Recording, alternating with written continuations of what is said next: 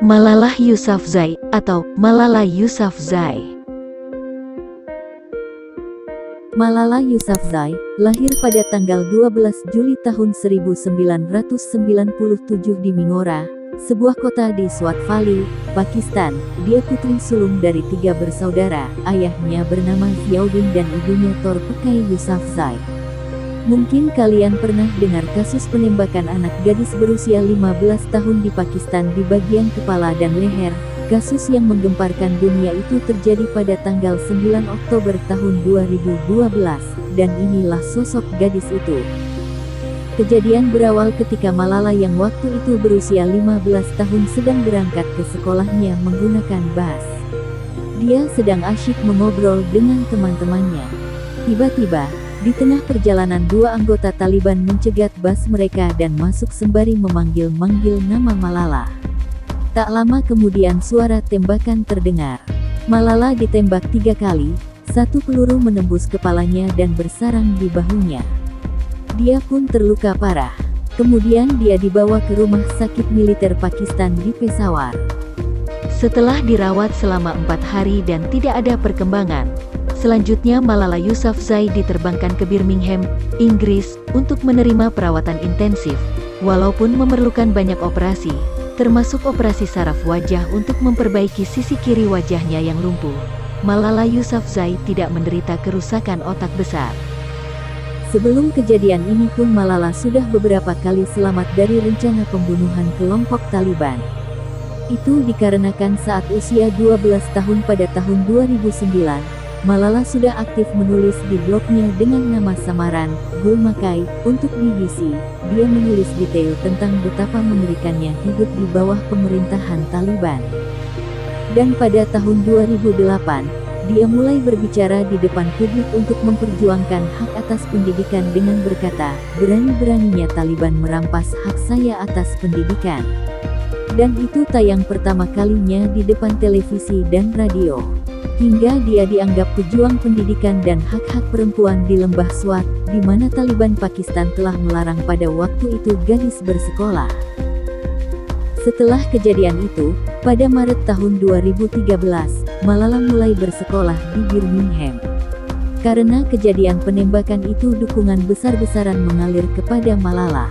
Pada tanggal 12 Juli tahun 2013, bertepatan dengan ulang tahunnya yang ke-16, Malala berpidato di depan forum Majelis Kaum Muda di markas besar PBB di New York, Amerika Serikat. Pidatonya berisi 3 isu penting, yaitu hak perempuan, perlawanan terhadap terorisme dan kebodohan. PBB juga mendeklarasikan hari tersebut sebagai Hari Malala. Pada bulan Oktober tahun 2014, dia bersama Kailash Satyarthi mendapatkan hadiah Nobel untuk bidang perdamaian 2014 untuk perjuangan mereka melawan penindasan anak-anak dan pemuda serta untuk mendapatkan hak pendidikan bagi mereka. Malala menjadi penerima hadiah Nobel termuda, karena dia mendapatkan hadiah ini pada usia 17 tahun. Kemudian ia diterima kuliah di Universitas Oxford, Inggris, dan lulus pada Juni tahun 2020 saat berusia 22 tahun. Malala juga mendirikan lembaga amal Malala Fund dengan bersama ayahnya. Gunanya untuk memberdayakan anak perempuan untuk mengolah potensi diri sehingga mampu menjadi pemimpin kuat bagi negara. For your information, pada tanggal 29 Maret tahun 2018, Malala pulang ke Pakistan untuk pertama kalinya sejak serangan mengerikan pada 2012 itu. Dia bertemu dengan Perdana Menteri Shahid Khawan Abbasi dan menyampaikan pidato yang emosional, serta mengungkapkan kerinduan terhadap tanah airnya. Namun Malala cuma 4 hari di Pakistan dan kemudian kembali ke Inggris.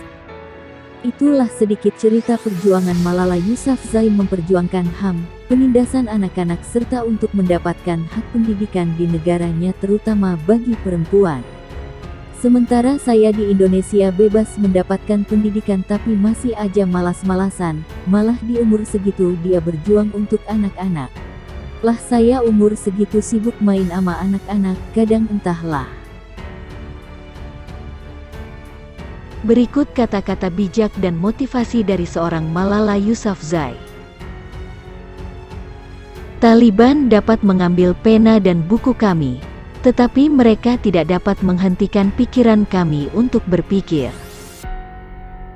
Satu anak, satu guru, satu buku, satu pena dapat mengubah dunia. Dengan senjata Anda dapat membunuh teroris, dengan pendidikan Anda dapat membunuh terorisme.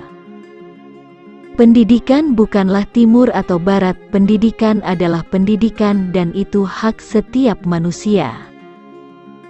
Para ekstremis telah menunjukkan apa yang paling menakutkan mereka, seorang gadis dengan buku.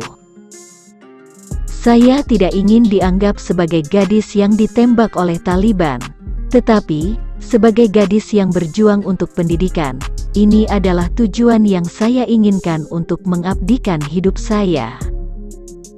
Tidak ada perjuangan yang bisa berhasil tanpa perempuan berpartisipasi berdampingan dengan laki-laki. Ada dua kekuatan di dunia, satu pedang dan yang lainnya adalah pena. Ada kekuatan ketiga yang lebih kuat dari keduanya, yaitu wanita. Ketik 2. Di Pakistan ketika wanita mengatakan mereka ingin merdeka, orang berpikir ini berarti kami tidak ingin mematuhi ayah, saudara laki-laki atau suami kami. Tapi bukan berarti begitu, artinya kita ingin membuat keputusan untuk diri kita sendiri. Kami ingin bebas pergi ke sekolah atau pergi bekerja. Tidak ada satupun yang tertulis dalam Al-Quran bahwa seorang wanita harus bergantung pada seorang pria. Perkataan belum turun dari surga untuk memberitahu kita bahwa setiap wanita harus mendengarkan seorang pria. Jika satu pria dapat menghancurkan segalanya, mengapa tidak seorang gadis dapat mengubahnya? Saya menceritakan kisah saya, bukan karena unik, tapi karena tidak, ini adalah kisah banyak gadis. Saat seluruh dunia hening, bahkan satu suara menjadi kuat. Jika orang diam, tidak ada yang berubah.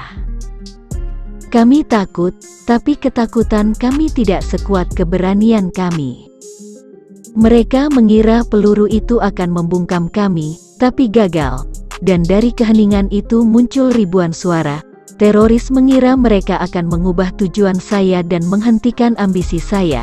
Tapi tidak ada yang berubah dalam hidup saya kecuali ini, kelemahan, ketakutan dan keputusasaan mati, kekuatan, dan keberanian lahir.